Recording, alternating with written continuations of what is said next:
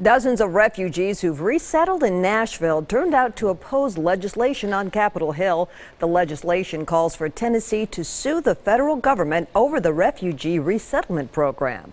News Channel 5's Mark Bellinger is in the newsroom with reaction to today's vote. Mark. Well, Vicki, the vote was not even close. In fact, it was 9-1. The committee overwhelmingly voted to sue the federal government and ask a court today to clearly define the state's rights when it comes to resettling refugees.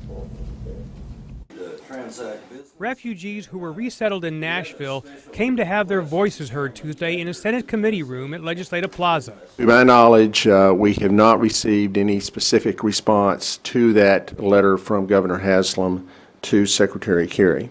That's Department of Safety and Homeland Security Commissioner Bill Gibbons updating lawmakers on the state's request for information on Syrian refugees coming to Tennessee.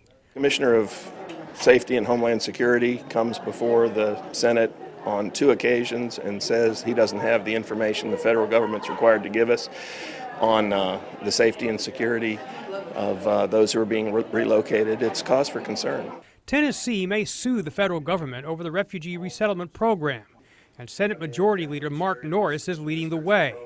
The senator from Collierville argues the suit is necessary to force the federal government's hand in talking about refugees settling in Tennessee and who must pay the bill.